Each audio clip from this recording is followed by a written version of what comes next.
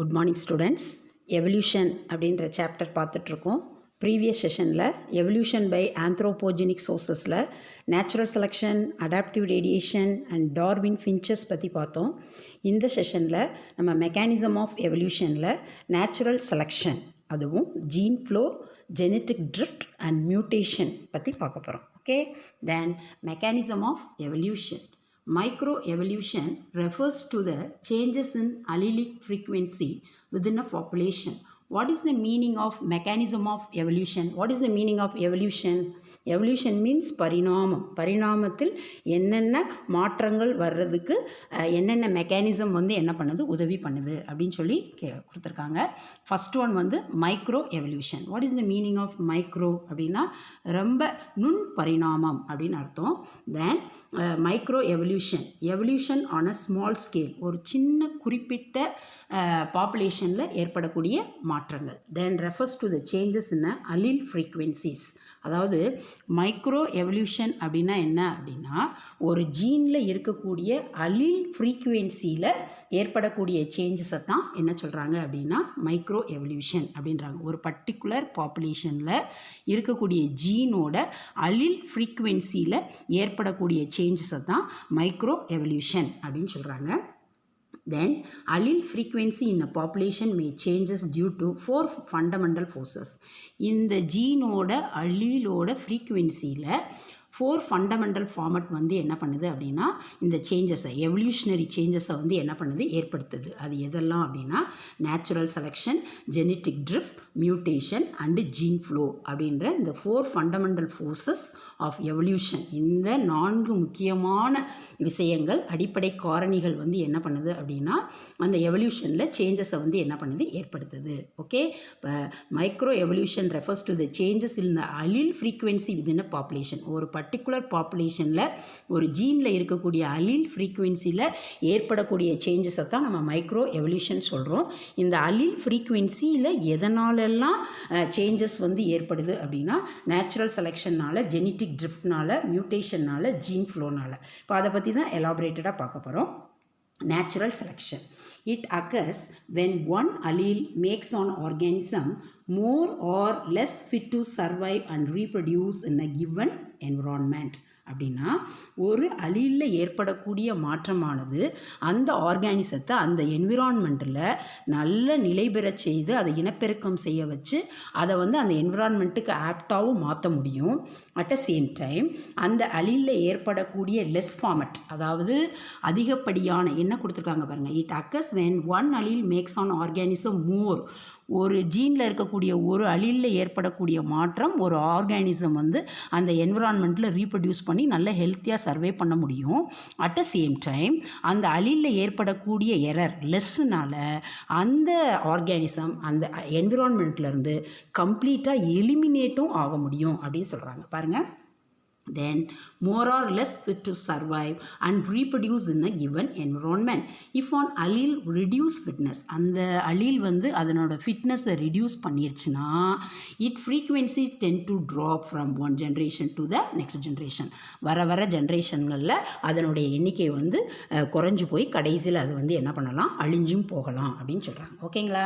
Then the evolutionary path of a given gene அப்படின்னா ஒரு ஜீனோட பரிணாம பாதை அப்படின்னு சொல்லி பார்த்தோம்னா how its allele changes in frequency, எப்படி ஒரு அலீலில் இருக்கக்கூடிய அந்த ஃப்ரீக்வென்சி ஒரு பாப்புலேஷனில் என்ன பண்ணுது, சேஞ்ச் ஆகி அது அடுத்த ஜென்ரேஷனுக்கு போக முடியுது.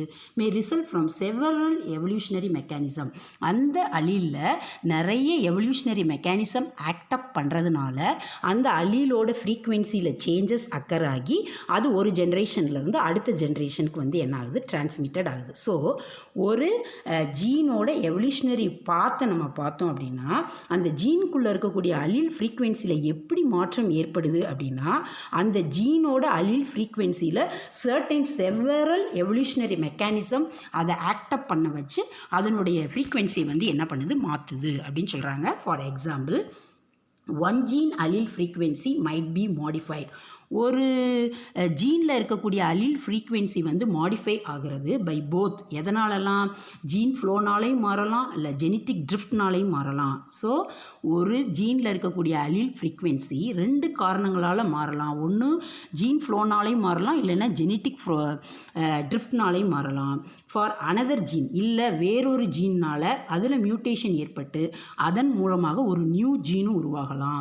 அந்த என்விரான்மெண்ட்டில் வாழ்கிறதுக்கு தகுந்த மாதிரி ஒரு புதிய அள்ளிலையும் அது வந்து என்ன பண்ணலாம், உருவாக்கலாம். ஸோ இந்த பக்கத்தில் என்ன பார்த்துருக்கோம் அப்படின்னா, இந்த evolutionary path of a given gene அப்படின்னா, ஒரு ஜீனோட எவல்யூஷனரி பாதையை பார்த்தோம்னா அதில் இருக்கக்கூடிய அலீல் ஃப்ரீக்வென்சியில் எப்படி சேஞ்சஸ் நடக்குது அப்படின்னா, செவரல் எவல்யூஷனரி மெக்கானிசம் அந்த அலீல் ஃப்ரீக்வென்சி மூலம் ஆக்டப் பண்ணுறதன் மூலமாக அதனுடைய கேரக்டரை வந்து என்ன பண்ணுது, ஒரு ஜென்ரேஷன்லேருந்து இன்னொரு ஜென்ரேஷனுக்கு மாற்றுது.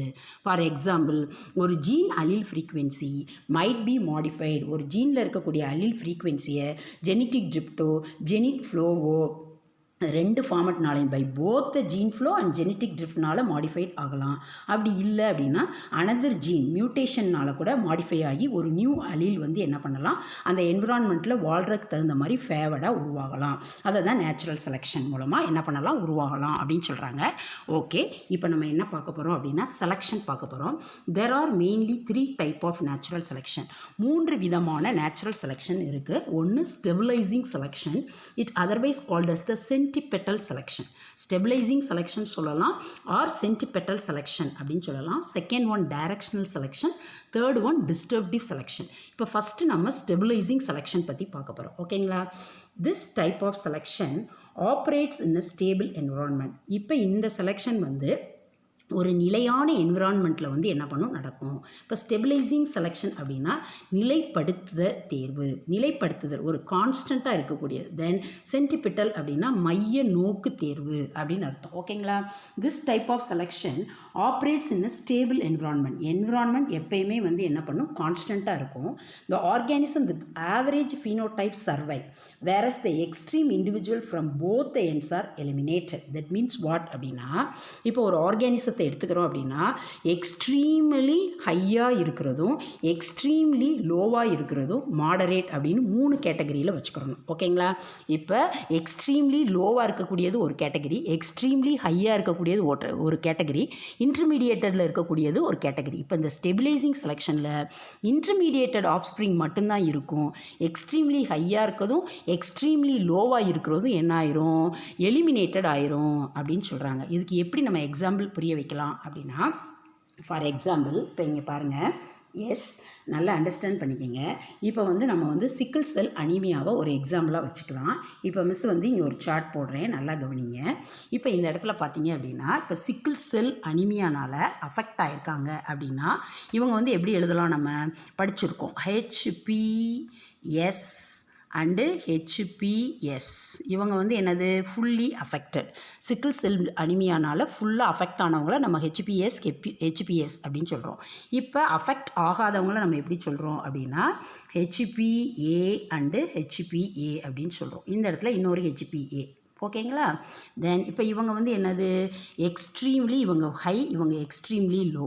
இப்போ இந்த இடத்துல இருக்கிறவங்க கேரியர், இவங்களை நம்ம எப்படி சொல்லுவோம் அப்படின்னா HPA அண்டு HPS அப்படின்னு சொல்லுவோம். இந்த சென்டரில் இருக்கிறவங்கள நம்ம எப்படி சொல்லுவோம் அப்படின்னா, இங்கே கீழே எழுதுகிறேன் மிஸ்ஸு, எப்படி எழுதுவோம், HPA அண்டு HPS. இவங்க வந்து இன்டர்மீடியேட்டர். நல்லா அண்டர்ஸ்டாண்ட் பண்ணிக்கங்க. இப்போ என்ன சொல்லிகிட்டு இருக்கேன் மிஸ் அப்படின்னா, நல்லா கவனிங்க. ஒன்றும் இல்லை, இப்போ சிக்கிள் செல் அனீமியா. இப்போ சிக்கிள் செல் அனீமியானால் ஃபுல்லாக அஃபெக்ட் ஆனவங்கள HPSன்னு சொல்கிறோம். சிக்கிள் செல் அனீமியானால் அஃபெக்ட் ஆகாதவங்கள HPAன்றோம். HPAனா யார், இன்டர்மீடியேட்டட். அவங்க கேரியராக இருப்பாங்க, ஆனால் சர்வே பண்ணுவாங்க. ஓகேங்களா?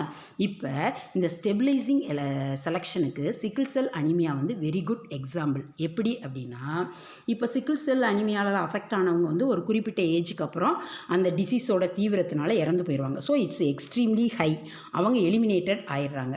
அடுத்து இன்டர்மீடியேட்டடாக இருக்கிறவங்க சர்வே பண்ணுறாங்க. இப்போ வந்து ஆஃப்ரிக்காவில் பார்த்தீங்கன்னா சிக்கிள் செல் அனிமியாவில் அஃபெக்ட் ஆனவங்க மலேரியல் டிசீஸ் ரெசிஸ்டன்ஸ் கெப்பாசிட்டி இருக்குது. ஸோ அவங்களுக்கு வந்து என்னது சிக்கிள் செல் அனிமியானால் பாதிக்கப்பட்டவங்க மலேரிய நோய்க்கு எதிரான எதிர்ப்பு சக்தி உடையவர்களாக இருக்காங்க. ஸோ இந்த ஃபுல்லி சிக்கிள் செல் அனிமியானால் அஃபெக்டட் ஆனவங்க இறந்து போயிட்டாங்க. ஓகேங்களா? அடுத்து இந்த சிக்கிள் செல் அனிமியா பாதிப்பு இல்லாதவங்க மலேரியல் டிசீஸ்க்கு ரெசிஸ்டன்ஸ் கெப்பாசிட்டி இல்லை. அதனால் அவங்களும் வந்து என்ன பண்ணிடுவாங்க, இறந்து போயிடுவாங்க. இப்போ இன்டர்மீடியேட்டட் கேரக்டர் இருக்கிறவங்க சிக்கிள் செல் அனிமியாவோட கேரியர் மலேரியல் டிசீஸ்க்கு வந்து ரெசிஸ்டன்ஸாக இருக்கிறதுனால அந்த இன்டர்மீடியேட்டட் கேரக்டர் இருக்கிறவங்க மட்டும் என்ன பண்ணுறாங்க, சர்வே பண்ணுறாங்க. எக்ஸ்ட்ரீம் ஹையாக இருக்கிறவங்களும் எக்ஸ்ட்ரீம் லோவாக இருக்கிறவங்களும் வந்து என்ன பண்ணிடுறாங்க, இந்த என்விரான்மெண்ட்டில் வந்து இல்லாமல் போயிடுறாங்க. That is called as the stabilising selection அப்படின்னு சொல்கிறாங்க. மிஸ் பேசுகிறது புரியும்னு நினைக்கிறேன். எஸ் பாருங்கள், இப்போ இங்கே என்ன பார்த்துருக்கோம், என்ன கொடுத்துருக்காங்க பாருங்கள். The organism with average phenotype survive, whereas the extreme individual from both ends are eliminated. Average phenotypeனா எது, கேரியர். அவங்க வந்து என்ன பண்ணுறாங்க, சர்வே பண்ணுறாங்க. எக்ஸ்ட்ரீம் இண்டிவிஜுவல் ஃப்ரம் போத், ரொம்ப ஹையாக இருக்கிறவங்களும் இறந்து போயிடுறாங்க, ரொம்ப லோவாக இருக்கிறவங்களும் எலிமினேட்டட் ஆயிடுறாங்க. there is no speciation but the phenotype stability is maintained. எந்த விதமான நியூ ஸ்பீசியேஷன், நியூ இனங்களும் இதில் வந்து என்ன பண்ணலை, உருவாகலை. ஆனால் அந்த ஃபீனோடைப்பிக், அதனோட பாடியில் ஏற்படக்கூடிய அந்த சேஞ்சஸ், மாற்றம் அடுத்த தலைமுறைக்கு அப்படியே வந்து என்ன ஆகுது, எந்த மாற்றமும் இல்லாமல் டிரான்ஸ்மிட்டட் ஆகுது அப்படி சொல்கிறாங்க. Within the population over the generation. For example, இப்போ நம்ம புக்கில் என்ன எக்ஸாம்பிள் கொடுத்துருக்காங்க அப்படின்னா, measurement of sparrows that surveyed the storm clustered around the mean and the sparrows that failed to survive sparrows failed to survey the storm cluster around the extreme, the variation showing the stabilizing selection. That means what? நம்ம புக்கில் என்ன example கொடுத்துருக்காங்க அப்படின்னா, இந்த புயல் வெள்ளத்தில் வந்து தாக்கு பிடித்த ஸ்பேரோ மட்டும் இந்த என்விரான்மெண்டல் கண்டிஷனில் நிலைத்திருக்கு. தாக்கு பிடிக்க முடியாத அந்த குருவி இனம் வந்து என்ன பண்ணிடுது, அழிஞ்சு போயிடுது. அப்போ நம்ம எப்படி எடுத்துக்கலாம் இந்த ஸ்டெபிலைசிங் செலெக்ஷனை பொறுத்த வரைக்கும் அப்படின்னா, 3 விதமான குருவிகள் இருந்திருக்கலாம். ஒன்று வந்து ரொம்ப ஸ்மாலராக இருந்திருக்கலாம், ஒன்று ரொம்ப லார்ஜராக இருந்திருக்கலாம், ஒன்று இன்டர்மீடியேட்டட் கேரக்டர் இருந்திருக்கலாம். ரொம்ப ஸ்மாலராக இருக்குதும் எக்ஸ்ட்ரீம்லி ஹையாக இருக்கிற 2 இனமும் இந்த புயலை வந்து தாங்க முடியாமல் அழிஞ்சு போயிருக்கலாம். இன்டர்மீடியேட்டட் கேரக்டர் இருக்கக்கூடிய அந்த குருவியானது என்ன பண்ணியிருக்கலாம், இந்த என்விரான்மெண்ட்டில் வந்து என்ன பண்ணிடலாம், நிலைத்திருக்கலாம். இதுதான் வந்து என்னது, ஸ்டெபிலைசிங் செலெக்ஷன். உங்களுக்கு சிக்கிள் செல் அனிமியா வச்சு பார்த்தோம்னா கொஞ்சம் கிளியராக வந்து என்ன ஆகும், அண்டர்ஸ்டாண்ட் ஆகும். அதே மாதிரி நம்மளோட புக்லேயும் ஸ்டெபிலைசிங் செலெக்ஷனுக்கு ஒரு எக்ஸாம்பிள் கொடுத்துருக்காங்க. இப்போ இந்த பிக்சர் பார்த்தீங்கன்னா உங்களுக்கு ஒரு ஐடியா கிடைக்கும். எப்படி அப்படின்னா, இப்போ இந்த பிக்சரில் பார்த்தீங்கன்னா இங்கே பாருங்கள், இந்த இடத்துல இருக்கக்கூடியது எக்ஸ்ட்ரீம்லி லோ, இந்த பக்கம் இருக்கிறது எக்ஸ்ட்ரீம்லி ஹை. சரிங்களா? இப்போ இந்த சென்டரில் இருக்கக்கூடிய பாப்புலேஷன் மட்டும் வந்து எப்படி போயிருக்கு அப்படின்னா ஹையாக போயிருக்கு. சென்டரில் இருக்கக்கூடிய பாப்புலேஷன் மட்டும் அப்படின்னா என்னது, இது மட்டும்தான் வந்து இந்த என்விரான்மெண்ட்டில் இருக்குது. ஸோ இதுதான் வந்து அடுத்த ஜென்ரேஷனுக்கு போய் இந்த இன்டர்மீடியேட்டட் ஸ்பீசிஸோட பாப்புலேஷன் தான் வந்து என்ன பண்ணியிருக்கு, அதிகமாகிருக்கு. ஸோ இதில் வந்து நம்ம ஸ்டெபிலைசிங் செலெக்ஷன் அப்படின்னா என்விரான்மெண்ட்டில் எந்த சேஞ்சஸும் வராது. சரிங்களா? It's a first point. Second point வந்து என்ன அப்படின்னா, எக்ஸ்ட்ரீம்லி ஹையாக இருக்கிறதும் எக்ஸ்ட்ரீம்லி லோவாக இருக்கக்கூடிய போத் எண்ட்ஸும் எலிமினேட்டட் ஆயிரும். இன்டர்மீடியேட்டட் மட்டும்தான் என்ன பண்ணும், சர்வே பண்ண முடியும். இதன் மூலமாக எந்த விதமான புதிய உயிரினங்களும் என்ன செய்யாது, உருவாகாது. இதே ஃபீனோடைப்பிக்கல் கேரக்டர் இருக்கக்கூடிய ஸ்பீசிஸ் நெக்ஸ்ட் ஜென்ரேஷனுக்கு டிரான்ஸ்மிட்டட் ஆகி போய்கிட்டே இருக்கும் அப்படின்னு சொல்கிறாங்க. ஓகேங்களா? அடுத்து பாருங்கள், next one, directional selection. What is the meaning of directional selection? இலக்கு நோக்கிய பயணம் அப்படின்னு சொல்லலாம். ஓகேங்களா? Then the environment which undergo gradual changes is subjected to the directional selection. That means what அப்படின்னா, என்விரான்மெண்ட்டில் வந்து இப்போ பார்த்த ஸ்டெபிலைசிங் செலெக்ஷனில் வந்து என்விரான்மெண்ட் வந்து கான்ஸ்டண்ட்டாக இருந்துச்சு. இப்போ இந்த டைரக்ஷனல் செலெக்ஷனில் என்விரான்மெண்ட்டில் வந்து என்ன பண்ணுது அப்படின்னா, சேஞ்சஸ் வந்து என்ன ஆகுது, அக்கர் ஆகுது. Then this type of selection remove the individual from one end towards the other end of the phenotypic distribution. ஒரு குறிப்பிட்ட கேரக்டர்ஸ் இருக்கக்கூடிய ஃபார்மட்டை ரிமூவ் பண்ணிடுது, ஒரு பர்டிகுலர் என்விரான்மெண்ட்லேருந்து வந்து என்ன பண்ணிடுது, ரிமூவ் பண்ணிடுது அப்படின்னு சொல்கிறாங்க. அதனோட ஃபீனோடைபிக் அப்பியரன்ஸ் அந்த என்விரான்மெண்ட்டுக்கு ஆப்டாக இருந்தது அப்படின்னா மட்டும் அந்த என்விரான்மெண்ட்டில் அந்த உயிரினம் வாழ முடியும். அது அந்த என்விரான்மெண்ட்டுக்கு அடாப்டிவாக இல்லை அப்படின்னா அந்த உயிரினம் வந்து என்ன ஆயிடுது, ரிஜெக்ட் ஆயிரும் அப்படின்றத தான் இந்த டைரக்ஷனல் செலெக்ஷனில் சொல்கிறாங்க. இதுக்கு வெரி குட் எக்ஸாம்பிளாக நம்ம என்ன பார்க்கலாம் அப்படின்னா, நம்ம ஆல்ரெடி நேச்சுரல் செலெக்ஷனில் இண்டஸ்ட்ரியல் மெலனிசம் படிச்சிருக்கோம். அதில் ஒயிட் அண்ட் பிளாக் மாத் வந்து என்ன பண்ணியிருக்கோம் பார்த்துருக்கோம். இதில் ஃபார் எக்ஸாம்பிள் வந்து நம்ம என்ன பார்த்துருக்கோம், நல்ல இண்டஸ்ட்ரீஸ் வந்து வெல்லாக டெவலப் ஆகுறதுக்கு முன்னாடி ஒயிட் மாத்தோட எண்ணிக்கை அதிகமாக இருந்தது. ஏன்னா பேக்ரவுண்ட் எல்லாமே ஒயிட்டாக இருந்துச்சு. ஸோ பிளாக் மாத்தை வந்து ப்ரிடேட்டர்ஸ் அடித்து சாப்பிட்ருச்சுன்னு சொல்லி பார்த்தோம். இண்டஸ்ட்ரியல் வளர்ச்சி அடைஞ்ச பிறகு பார்த்தீங்க அப்படின்னா என்ன ஆகுது அப்படின்னா பிளாக் மாத்தோட எண்ணிக்கை அதிகமாயிருச்சு, ஒயிட் மாத்தோட எண்ணிக்கை குறைஞ்சி போச்சு அப்படின்றாங்க. இதை டைரக்ஷனல் செலெக்ஷனுக்கு ஒரு வெரி குட் எக்ஸாம்பிளாக சொல்கிறாங்க. ஃபார் எக்ஸாம்பிள் இந்த பிக்சர் பாருங்கள். இப்போ இந்த இடத்துல ஃபஸ்ட்டு எடுத்தோன்னையும் இந்த இடத்துல பார்த்தீங்க அப்படின்னா ஃபஸ்ட்டு எடுத்தோன்னையும் இப்போ பிளாக் பாப்புலேஷன் வந்து எப்படி இருக்கும், ஒரு எண்டில் வந்து ரொம்ப கம்மியாக இருக்குது. ஏன்னா மெலனைசேஷன் இண்டஸ்ட்ரியலைசேஷன் ஆரம்பிக்கிறதுக்கு முன்னாடி பிளாக் மாத்தோட எண்ணிக்கை வந்து என்ன பண்ணியிருந்துச்சு அப்படின்னா குறைவாக இருந்துச்சு. இங்கே ஒயிட் மாத்தோட எண்ணிக்கை வந்து என்ன பண்ணுச்சு, அதிகமாக இருந்துச்சு. இப்போ இண்டஸ்ட்ரியல் ஆரம்பித்த பிறகு பார்த்தீங்க அப்படின்னா என்ன ஆயிடுச்சு, ஒயிட் மாத்தோட எண்ணிக்கை வந்து ஒரு எண்டில் குறைஞ்சி போச்சு, பிளாக் மாத்தோட எண்ணிக்கை வந்து என்ன பண்ணிடுச்சு, ஒரு டைரக்ஷனை நோக்கி மூவ் ஆகுது. ஸோ இப்படி இருந்த சார்ட் வந்து என்ன பண்ணிடுது, இப்படி மூவ் ஆக ஆரம்பிச்சிருது. ஸோ அந்த என்விரான்மெண்ட்டு தான் அந்த பர்டிகுலர் ஸ்பீசிஸ் வந்து ஃபேவராக வாழ்கிறதுக்கு தகுந்த மாதிரி என்ன பண்ணிடுது, சேஞ்சஸ் பண்ணி கொடுக்குது. சரிங்களா? தென் இதுக்கு நம்மளோட புக்கில் என்ன எக்ஸாம்பிள் கொடுத்துருக்காங்க பாருங்கள். ஃபார் எக்ஸாம்பிள் பாருங்கள். For example size difference between the male and female sparrows. நம்மளோட புக்கில் மேல் அண்ட் ஃபீமேல் ஸ்பேரோஸோட சைஸை எக்ஸாம்பிளாக கொடுத்துருக்காங்க. அப்போ both male and female look அலைக் extremely. வெளிப்புற தோற்றத்தில் பார்த்தீங்கன்னா ஆண் குருவியும் பெண் குருவியும் ஒரே மாதிரி தான் இருக்குது. அலைக் அப்படின்னா சிமிலர், ஒரே மாதிரியாக தான் இருக்குது. எக்ஸ்ட்ரீம்லி பட் டிஃபர் இன் அதனுடைய பாடி வெயிட்டில் வந்து என்ன ஆகுது அப்படின்னா சின்னதாக வந்து என்ன பண்ணுது, but differ in their body weight. ஆனால் அதனோட பாடி வெயிட்டில் வந்து சேஞ்சஸ் ஆகுது. எப்படி அப்படின்னா ஃபீமேல் ஸ்பேரோஸ் வந்து எக்கு லே பண்ணுறதுனால அப்படி கிராஜுவலாக அதனோட பாடி சைஸ், அதனோட பாடி வெயிட், சரிங்களா, அதனோட சைஸ் கிடையாது, அதனோட பாடி வெயிட் வந்து என்ன ஆகுது, இன்க்ரீஸ் ஆகுது. ஸோ அந்த மாதிரி இன்க்ரீஸ்டு பாடி வெயிட் இருக்கக்கூடியது தான் அடுத்த ஃபார்மட்டுக்கு வந்து என்ன ஆகுது, மூவ் ஆகி போகுது. இதை வந்து டைரக்ஷனல் செலெக்ஷனுக்கு எக்ஸாம்பிளாக கொடுத்துருக்காங்க. மிஸ்ஸு சொன்ன இண்டஸ்ட்ரியல் மெலனிசம் அப்படின்றது உங்களுக்கு அண்டர்ஸ்டாண்ட் ஃபார்மட்டுக்கு வந்து ரொம்ப யூஸ்ஃபுல்லாக இருக்கும். பாருங்களேன் என்ன கொடுத்துருக்காங்க. Both male and female look alike extremely but differ in body weight. Female show directional selection in relation to the body weight. ஃபீமேலோட பாடி வெயிட் கூடுறதுனால அது வந்து அந்த என்விரான்மெண்ட்டில் வாழ்கிறதுக்கு தகுந்த மாதிரி டைரெக்டாக செலக்ட் ஆகுது அப்படின்னு சொல்கிறாங்க. ஸோ டைரக்ஷனல் செலெக்ஷனாக நம்ம என்ன பார்த்துட்ருக்கோம் அப்படின்னா என்விரான்மெண்ட்டில் வந்து என்னாகும், சின்னதாக கிராஜுவலாக சேஞ்சஸ் நடக்கும். அதை தான் வந்து என்ன சொல்கிறாங்க, இலக்கு நோக்கிய தேர்வு அப்படின்னு சொல்கிறாங்க. This type of selection remove the individual from one end. ஒரு எண்டில் இருக்கக்கூடிய இண்டிவிஜுவல்ஸை வந்து என்ன பண்ணிடுது, கம்ப்ளீட்டாக ரிமூவ் பண்ணிடுது அப்படின்னு சொல்கிறாங்க. Towards the other end of the phenotypic distribution. ஏன்னா அதனுடைய வெளிப்புற தோற்றத்தோட அமைப்பை வச்சு அப்படின்னு சொல்கிறாங்க. ஃபார் எக்ஸாம்பிள் இதுக்கு வந்து ஸ்பேரோஸ் கொடுத்துருக்காங்க. ஃபீமேல் ஸ்பேரோ வந்து மேல் அண்ட் ஃபீமேல் வந்து எக்ஸ்டர்னல் அப்பியரன்ஸில் பார்க்கும்போது ஒரே மாதிரி இருக்குது. ஆனால் ஃபீமேலோட வெயிட்டு கூட இருக்கிறதுனால அது வந்து என்ன ஆகுது, டைரெக்டாக செலக்ட் ஆகுதுன்னு சொல்கிறாங்க. மிஸ் இண்டஸ்ட்ரியல் மெலனிசத்தில் ஒயிட் அண்ட் பிளாக் மார்க் சொல்லியிருந்தேன். பிளாக் வந்து என்ன ஆகுது, இனிஷியலில் அதிகமாக இருந்தது, ஒயிட் கம்மியாக இருந்தது. தென் நாள்பட எது அதிகமாக இருந்தது, இனிஷியலில் பிளாக்கோட எண்ணிக்கை வந்து ரொம்ப குறைவாக இருந்தது, ஒயிட்டோட எண்ணிக்கை அதிகமாக இருந்தது. இண்டஸ்ட்ரியல் மெலனிசம் முடிஞ்ச பிறகு பிளாக்கோட எண்ணிக்கை கூடி போச்சு, ஒயிட்டோட எண்ணிக்கை வந்து என்னது ஒரு எண்டில் எலிமினேட் ஆயிடுச்சு. இதை நம்ம டைரக்ஷனல் செலெக்ஷனுக்கு எக்ஸாம்பிளாக சொல்லலாம். அடுத்து நம்ம என்ன பார்க்க போகிறோம் அப்படின்னா destructive selection. That means what அப்படின்னா இந்த சென்ட்ரிபெட்டல் செலெக்ஷனும் இந்த சென்ட்ரிஃபியூகல் செலெக்ஷனும் ஒன்றுக்கு ஒன்று அப்படியே ஆப்போசிட். ஓகேங்களா? தென் அதை பார்த்துட்டு இந்த எக்ஸாம்பிள் பார்ப்போம். இப்போ பாருங்கள், destructive selection that means what அப்படின்னா டிஸ்ட்ரக்டிவ் செலெக்ஷன் அப்படின்னா சென்ட்ரிஃபியூகல் செலெக்ஷன். தட் மீன்ஸ் மைய விலக்கு தேர்வு அப்படின்னு சொல்லலாம். when homogeneous environmental changes into the heterogeneous environment. Environment வந்து சமமாக இருந்ததில் நிறைய மாற்றங்கள் வந்து என்ன பண்ணிடுச்சு, ஏற்பட ஆரம்பிச்சிருச்சு. This type of selection is operational. So இதில் வந்து என்ன ஆகுது, எவல்யூஷனரி சேஞ்சஸ் நடக்க ஆரம்பிச்சிருச்சு.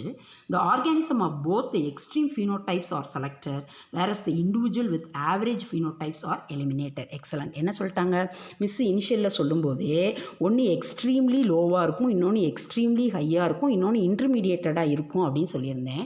ஸோ இந்த டிஸ்ட்ரப்டிவ் செலெக்ஷனில் பார்த்தீங்கன்னா எக்ஸ்ட்ரீம்லி லோவாக இருக்கிறதும் எக்ஸ்ட்ரீம்லி ஹையாக இருக்கிறதும் செலக்டட் ஆயிடுது. இன்டர்மீடியேட்டடில் இருக்கக்கூடியது வந்து என்ன பண்ணிடுது, அழிஞ்சு போயிடுதுன்றாங்க. இதுக்கு ஒரு எக்ஸாம்பிள் நம்ம என்ன சொல்லலாம் அப்படின்னா, இப்போ கடற்கரை ஓரங்களில் பார்த்தீங்க அப்படின்னா நண்டுகள் இருக்கும். ஓகேங்களா. இப்போ இந்த நண்டில் வந்து எக்ஸ்ட்ரீம்லி ஹை அப்படின்னா ஃபுல்லி பிளாக்காக இருக்கக்கூடிய கிராப் வெரைட்டி இருக்குது. ஓகேங்களா. அதே மாதிரி எக்ஸ்ட்ரீம்லி லோ அப்படின்னா நல்ல ஒயிட் கலரில் இருக்கக்கூடிய கிராப் வெரைட்டியும் இருக்குது. இன்டர்மீடியேட்டட் அப்படின்னா ப்ரௌன் கலரில் இருக்கக்கூடிய கிராப் வெரைட்டிஸ் இருக்குது. ஓகேங்களா. இப்போ இந்த டிஸ்ட்ரப்டிவ் செலெக்ஷனில் என்ன சொல்கிறாங்கன்னா, எக்ஸ்ட்ரீம்லி ஹையாக இருக்கிறதும் சேஃப், எக்ஸ்ட்ரீம்லி லோவாக இருக்கிறதும் சேஃப், இன்டர்மீடியேட்டில் இருக்கக்கூடிய ப்ரௌன் மட்டும் அழிஞ்சு போயிடுதுன்றாங்க. அது எப்படி? இப்போ எக்ஸ்ட்ரீம்லி ஹையாக இருக்கக்கூடிய பிளாக்கு என்ன பண்ணுது, பாறைகள்லாம் வந்து கடற்கரை ஓரங்களில் இருக்கக்கூடிய பாறைகள்லாம் பிளாக் கலரில் இருக்கும். ஸோ இந்த கிராப் போய் அந்த கருப்பு பாறைகளில் ஒட்டிக்கிறும்போது அது வந்து ப்ரிடேட்டர்ஸ்னால் ஐடென்டிஃபை பண்ண முடியாது. அதே மாதிரி இந்த ஒயிட் கலரில் இருக்கக்கூடிய நண்டு கடல் பரப்பில் இருக்கக்கூடிய மண்ணும் வெள்ளை கலரில் இருக்கும். அதில் போய் மறைஞ்சிக்கிறதுனால அதையும் ப்ரிடேட்டர்ஸ்னால் கண்டுபிடிக்க முடியாது. ஸோ இந்த ப்ரௌன் கலரில் இருக்கக்கூடிய அந்த கிராப் ஆனது ஈஸியாக ப்ரிடேட்டர்ஸ்னால் ஐடென்டிஃபை பண்ணப்படுது. ஸோ லோவாக இருக்கிறது எஸ்கேப் ஆகிக்கிறது, ஹையாக இருக்கிறது எஸ்கேப் ஆகிக்கிறது. இன்டர்மீடியேட்டடில் இருக்கக்கூடிய ஃபார்மட் மட்டும் என்ன பண்ணிடுது, அழிஞ்சு போயிடுது. So that is called as the disruptive selection அப்படின்னு சொல்கிறாங்க. இப்போ இந்த பிக்சர் வைஸ் பார்த்தோம் அப்படின்னா, இப்போ ஃபார் எக்ஸாம்பிள் இது எக்ஸ்ட்ரீம்லி ஹையாக இருக்கக்கூடியது அப்படின்னு வச்சுக்கோமே. இப்போ ஃபார் எக்ஸாம்பிள் இதை மிஸ் வந்து என்ன சொல்கிறேன் அப்படின்னா கேபிட்டல் பி போடுறேன். தட் மீன்ஸ் வாட், இது வந்து ஹை. இப்போ ஹையாக இருக்கக்கூடிய கிராப் வந்து பிளாக் இன் கலரில் இருக்குது. இப்போ இந்த இடத்துல போடும்போது நான் ஸ்மால் பி போடுறேன். இது வந்து என்னது, ஒயிட் இன் கலரில் இருக்கக்கூடிய கிராப். இது வந்து லோ, இது வந்து ஹை. ஸோ இன்டர்மீடியேட்டடில் இருக்கக்கூடியது எப்படி இருக்குது, இந்த மாதிரி இருக்குது. இது வந்து ப்ரௌன் இன் கலரில் இருக்குது. என்ன கலரில் இருக்குது, ப்ரௌன். இது வந்து பிளாக் கலரில் இருக்குது. ஸோ இதுவும் என்ன ஆயிடுது, பிழைச்சிக்கிறது, இதுவும் பிழைச்சிக்கிறது. இந்த இன்டர்மீடியேட்டில் இருக்கக்கூடியது மட்டும் வந்து என்ன ஆயிடுது, அஃபெக்டட் ஆகுது. இதைத்தான் வந்து என்ன சொல்கிறாங்க, சென்ட்ரிஃபியூகல் அப்படின்னா மைய விலக்கு. இந்த பக்கமும் இந்த பக்கமும் போயிடுது.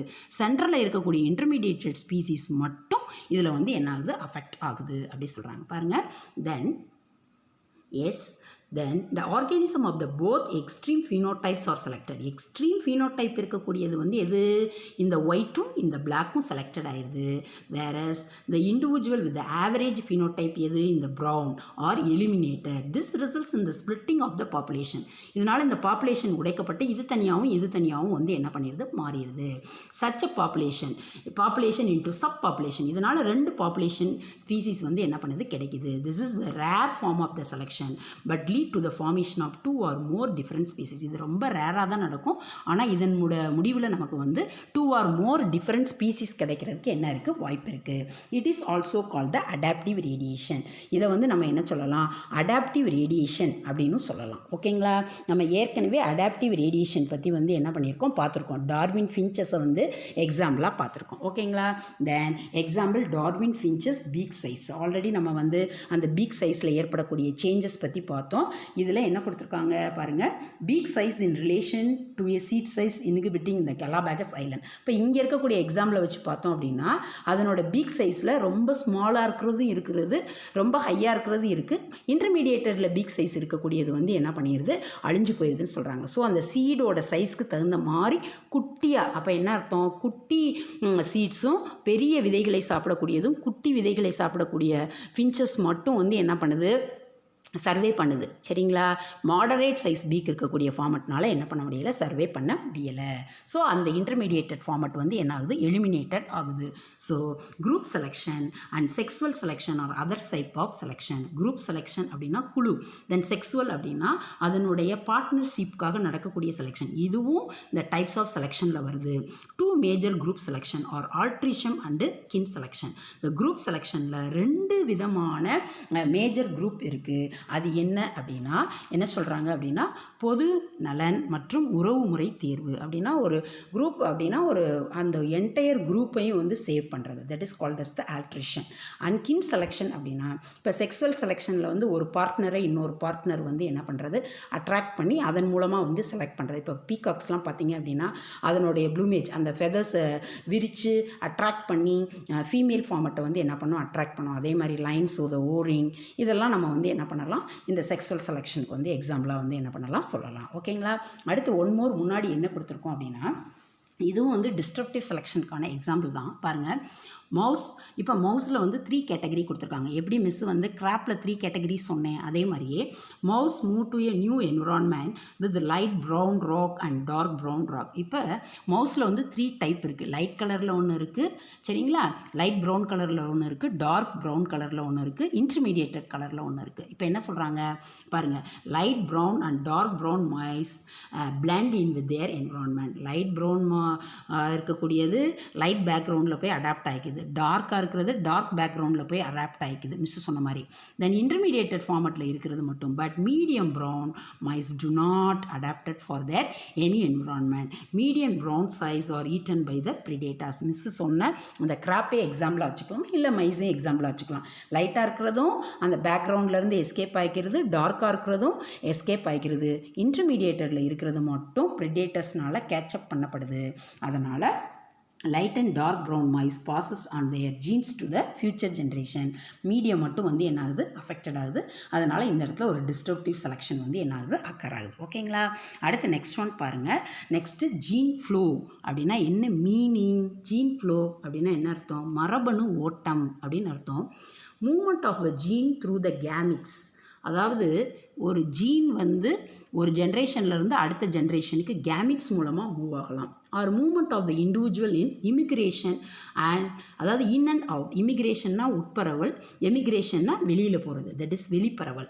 அதை தான் வந்து என்ன சொல்கிறோம் அப்படின்னா எமிக்ரேஷன் அப்படின்னு சொல்கிறோம். ஒரு பர்டிகுலர் என்விரான்மெண்ட்டுக்குள்ளே ஒரு நியூ ஸ்பீசிஸ் உள்ள என்ட்ரி ஆனால் அது இமிக்ரேஷன் சொல்கிறோம். ஒரு என்விரான்மெண்ட்லேருந்து ஒன்று வெளியில் போயிடுச்சு அப்படின்னா அதை எமிக்ரேஷன் சொல்கிறோம். ஓகேங்களா.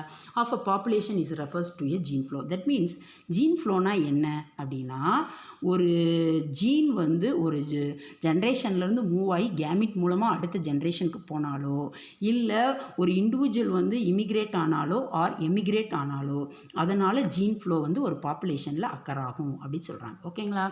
Organism and gametes that enter the population. ஒரு ஆர்கானிசமோ இல்லை ஒரு கேமிட்டோ ஒரு பாப்புலேஷனுக்குள்ளே என்ட்ரானா may have new alleles or maybe. இப்போ ஒரு ஆர்கானிசமோ சரிங்களா அல்லது ஒரு கேமிட்ஸோ ஒரு பாப்புலேஷனுக்குள்ளே என்ட்ரி ஆனால் அதன் மூலமாக ஒரு நியூ அலீல்ஸ் வந்து என்ன பண்ணலாம் உருவாகலாம்.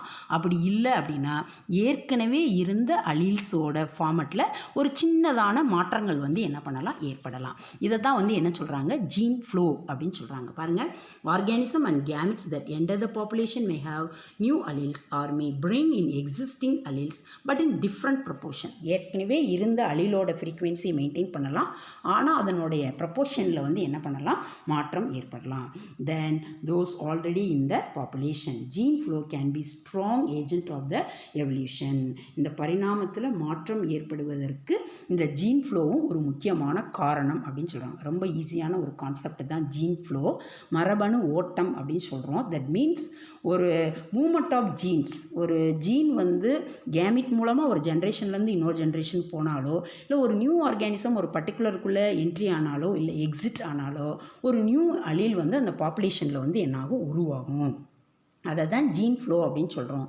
நியூ அலீலாக உருவாகலாம், இல்லை ஏற்கனவே அதில் இருக்கக்கூடிய ஃப்ரீக்குவென்சியோட ப்ரொப்போர்ஷனில் வந்து என்ன பண்ணலாம் மாற்றம் ஏற்படலாம். இதனால் ஒரு புதிய உயிரினம் உருவாகிறதுக்கு ஒரு ஸ்ட்ராங்கான பேஸாக இந்த ஜீன் ஃப்ளோ இருக்குது அப்படின்னு சொல்கிறாங்க. இப்போ இந்த பிக்சர் பாருங்கள், இங்கே என்ன சொல்கிறாங்க அப்படின்னா இங்கே இருக்கக்கூடிய ஒரு ஸ்பீசிஸ் வந்து என்ன பண்ணுது மைக்ரேட்டட் ஆகி இன்னொரு ஸ்பீசிஸ்க்குள்ளே போய் வந்து என்ன பண்ணுது ஆடப் ஆகுது. ஸோ ஆடப் ஆகும்போது இது இதோட மேட் பண்ணி ஒரு நியூ ஆர்கானிசத்தை ஒரு நியூ ப்ரொப்போர்ஷனை வந்து என்ன பண்ணலாம், உருவாக்க முடியும். இப்போ இதில் வந்து என்னது, இது ரெண்டுமே கேப்ஸில் இருக்குது, இது ரெண்டும் ஸ்மாலில் இருக்குது. ஸோ இதுக்குள்ளே நடக்கக்கூடிய அந்த சேஞ்சஸ்னால இந்த அலீலோட ஃப்ரீக்குவென்சியில் வந்து என்ன பண்ணலாம் அப்படின்னா மாற்றங்கள் ஏற்படலாம். ஏஏன்றது என்ன பண்ணலாம், கேபிட்டல் ஏ ஸ்மால் ஏயாக வந்து என்ன பண்ணலாம், மாறலாம். இதைத்தான் ஜீன் ஃப்ளோ, இது நாளடைவில் போகும்போது ஒரு நியூவான எவல்யூஷனரி சிக்னிஃபிகன்ஸ் உருவாகிறதுக்கு காரணமாக இருக்கலாம் அப்படின்னு சொல்கிறாங்க. ஓகேங்களா. அடுத்து நெக்ஸ்ட் ஒன் பாருங்கள், genetic drift. Next one is what, genetic drift அப்படின்னு சொல்கிறோம். இன் தமிழ் இதை வந்து மரபியல் நகர்வு அப்படின்னு சொல்கிறோம். நமக்கு ரொம்ப எலாபரேட்டடாக கொடுக்கல, சிம்பிளாக தான் வந்து என்ன பண்ணியிருக்காங்க, கொடுத்துருக்காங்க. ஸோ அதுக்கான விளக்கங்கள் மட்டும் பார்ப்போம். ஓகேங்களா. இதை பற்றி எலாபரேட்டட் ஸ்டடீஸ் இருக்குது. நமக்கு ரொம்ப கண்டென்ட் வாட் இஸ் அப்படின்ற மாதிரி தான் கொடுத்துருக்காங்க. ஸோ அதை மட்டும் பார்ப்போம். Genetic drift is a mechanism. பாருங்கள், genetic drift is a mechanism of evolution in which allele frequency of the population changes over generation to generation. That means what? Genetic drift அப்படின்றது ஒரு mechanism of evolution. evolutionary mechanismத்தில் பரிணாமத்தில் மாற்றம் ஏற்படுவதற்கு genetic ட்ரிஃப்ட்டும் ஒரு காரணம். இதில் அலில் frequency of the population, ஒரு பாப்புலேஷனில் இருக்கக்கூடிய ஒரு ஜீனோட அலில் ஃப்ரீக்குவென்சியில் வந்து சேஞ்சஸ் ஏற்படுது. அந்த மாற்றமானது ஒரு ஜென்ரேஷனில் இருந்து அடுத்த ஜென்ரேஷனுக்கு வந்து என்ன பண்ணுது, டிரான்ஸ்மிட்டட் ஆகுது. இதை தான் ஜெனட்டிக் ட்ரிஃப்ட் அப்படின்னு சொல்கிறாங்க. Genetic drift occur in all population size. இந்த ஜெனட்டிக் ட்ரிஃப்ட் அப்படின்றது பாப்புலேஷனில் இருக்கக்கூடிய எல்லா சைஸ் ஸ்பீசிஸ்லையும் வந்து என்ன பண்ணுது, அக்கர் ஆகுது. But it effects on strong in small population. ஆனால் இது ஸ்மாலராக இருக்கக்கூடிய பாப்புலேஷனில் தான் அதிகமான அளவு பாதிப்பை ஏற்படுத்துது. நத்திங் பட் எவல்யூஷனரியில் வந்து மாற்றம் ஏற்படுற மெக்கானிசத்தில் ஜெனட்டிக் ட்ரிஃப்ட்டுக்கும் ஒரு பங்கு இருக்குது. இது என்ன பண்ணுது அப்படின்னா ஜீனோட அலீல் ஃப்ரீக்குவென்சியில் அந்த பாப்புலேஷனில் சேஞ்சஸை ஏற்படுத்தி ஒரு ஜென்ரேஷன்லேருந்து அடுத்த ஜென்ரேஷனுக்கு வந்து டிரான்ஸ்மிட் பண்ணுது. அந்த மாதிரி அது டிரான்ஸ்மிட் பண்ணக்கூடிய அந்த மாற்றமானது அந்த பாப்புலேஷனில் இருக்கக்கூடிய எல்லா சைஸையும் அஃபெக்ட் பண்ணுது. பட் அந்த ஸ்மாலர் சைஸஸில் இருக்கக்கூடியதில் அதிக அளவு பாதிப்பை வந்து என்ன பண்ணுது, ஏற்படுத்துது அப்படி சொல்கிறாங்க. Then it may result in a loss of some alleles and fixation of other alleles. That means இந்த மாதிரி லாஸ் ஏற்படுத்தும் போது ரொம்ப யூஸ்ஃபுல்லாக இருக்கக்கூடிய பெனிஃபிஷியல் கேரக்டரையும் அது வந்து என்ன பண்ணிடலாம், இழந்துடலாம். It may result in a loss of some alleles. சில அலீல்களை இழக்கும்போது அது வந்து என்ன பண்ணிடலாம், ரொம்ப அந்த பர்டிகுலர் ஸ்பீசிஸ்க்கு யூஸ்ஃபுல்லான ஃபார்மட்டையும் அது வந்து என்ன பண்ணிடலாம், இழந்துடலாம். And fixation of other alleles, other கேரக்டரை வந்து உள்ளேயும் வந்து என்ன பண்ணிடலாம், ஃபிக்ஸேட் பண்ணி விட்டுடலாம். Genetic drift can have major effects when the population is reduced in size by a natural disaster due to bottleneck effect. இதை வந்து என்ன சொல்கிறாங்கன்னா genetic drift can have major effect. இந்த ஜெனட்டிக் ட்ரிஃப்ட்னால முக்கியமான என்ன பாதிப்பு ஏற்படுது அப்படின்னா when the population is reduced in size by a natural disaster. அதாவது நேச்சுரல் டிசாஸ்டர்னால ஒரு பர்டிகுலர் பாப்புலேஷன் வந்து பாதிக்கப்படும் போது அதிகப்படியான எண்ணிக்கையில் அதுக்கு வந்து என்ன பண்ணிடுது, இறந்து போயிடுது. இப்போ பாட்டில் நெக் அப்படின்னா இது வந்து சீசா விளைவு அப்படின்னு சொல்லுவாங்க. இது வந்து என்னது, அந்த பாப்புலேஷனில் இருக்கக்கூடிய மேக்ஸிமம் ஃபார்மட்டை வந்து என்ன பண்ணிடுது எல்லாத்தையும் அழிச்சிடுது. That is called as genetic drift can have major effect. அதிகமான அளவு பாதிப்பை ஏற்படுத்துது when the population is reduced in size by natural disaster. இயற்கையான பேரழிவுகள்னால அந்த பாப்புலேஷனில் இருக்கக்கூடிய சைஸ் வந்து என்ன ஆகலாம், ரெடியூஸ் ஆகலாம். அதை தான் வந்து பாட்டில் நெக் எஃபெக்ட் அப்படின்னு சொல்கிறாங்க. Or when small group of population split from the main population. ஒரு பெரிய பாப்புலேஷன் கூட்டத்திலேருந்து ஒரு சின்ன குட்டி ஃபார்மட் மட்டும் வந்து என்ன ஆகலாம், ஸ்ப்ளிட் ஆகி போகலாம். அதை வந்து என்ன சொல்கிறாங்க, ஃபவுண்டர்ஸ் எஃபெக்ட் அப்படின்றாங்க. தட் மீன்ஸ் மெயின் பாப்புலேஷனில் இருந்து ஒரு small group of population split ஆகி போச்சு அப்படின்னா அதை ஃபவுண்டர்ஸ் எஃபெக்ட்னு சொல்கிறாங்க. இதுக்கு எலாபரேஷனான விளக்கங்கள் இருக்குது. நமக்கு வாட் இஸ் அப்படின்னு கொடுத்துருக்கிறதுனால இட்ஸ் எனஃப். இப்போ நம்ம பாட்டில் நெக் எஃபெக்ட்னா ஒரு நேச்சுரல் டிசாஸ்டர்னால என்ன பண்ணலாம், அந்த பாப்புலேஷனோட அளவு ரிடியூஸ் ஆயிடலாம். அதை வந்து என்ன பண்ணலாம், நம்ம வந்து பாட்டில் நெக் எஃபெக்ட்னு சொல்கிறோம். ஒரு பெரிய பாப்புலேஷன்லேருந்து ஒரு ஸ்மால் குரூப் ஆஃப் பாப்புலேஷன் வந்து ஸ்ப்ளிட் ஆகி போய் ஒரு நியூ காலனியை ஃபார்ம் பண்ணிச்சு அப்படின்னா அதை ஃபவுண்டர்ஸ் எஃபெக்ட் அப்படின்னு சொல்கிறோம். ஸோ ஜெனட்டிக் ட்ரிஃப்ட் அப்படின்னா என்ன அர்த்தம், மரபியல் நகர்வு அப்படின்னு அர்த்தம். சரிங்களா. அப்போ ஒரு பெரிய பாப்புலேஷன்லேருந்து ஒரு சின்ன காலனி, ஒரு குரூப் வந்து பிரிஞ்சு ஒரு நியூ காலனியை வந்து என்ன பண்ணுது, ஃபார்ம் பண்ணுது. That is okay.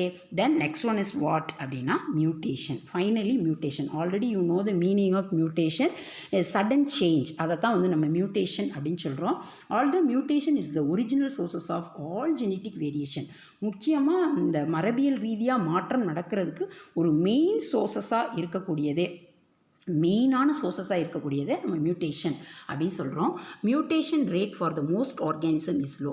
பொதுவாக இந்த மியூட்டேஷனோட அளவு வந்து ஆர்கானிசத்தில் ரொம்ப குறைவாக தான் இருக்கும். Hence new mutation of an allele frequency from one generation to the next is usually not large.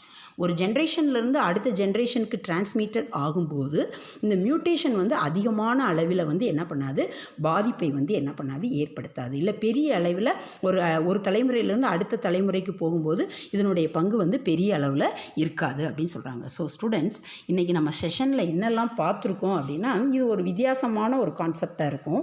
தென் இதை நம்ம வந்து அண்டர்ஸ்டாண்ட் பண்ணக்கூடிய ஃபார்மெட்டில் வந்து நம்ம என்ன பண்ணிக்கலாம், சிம்பிளிஃபை பண்ணிக்கலாம். ஃபஸ்ட்டு மைக்ரோ எவல்யூஷன்னா என்னென்னு பார்த்தோம். அப்புறம் நேச்சுரல் செலெக்ஷன்னா என்னென்னு பார்த்தோம். அதில் 3 டைப்ஸ் பார்த்தோம். Stabilising selection, directional selection, disruptive selection பார்த்தோம்.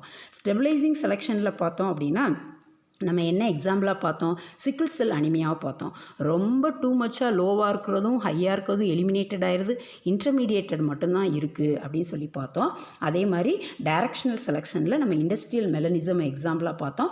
Moth, white and black moth. At the same time நம்ம புக்கில் வந்து இந்த ஸ்பேரோஸோட பாடி வெயிட் வச்சு கொடுத்துட்டு ஃபீமேல் மட்டும் டைரக்ஷனில் நோக்கி போகுது அப்படின்னு சொல்லிட்டாங்க. டிஸ்ட்ரப்டிவ் செலெக்ஷனுக்கு miss more then 2 or 3 examples சொல்லியிருக்கேன்.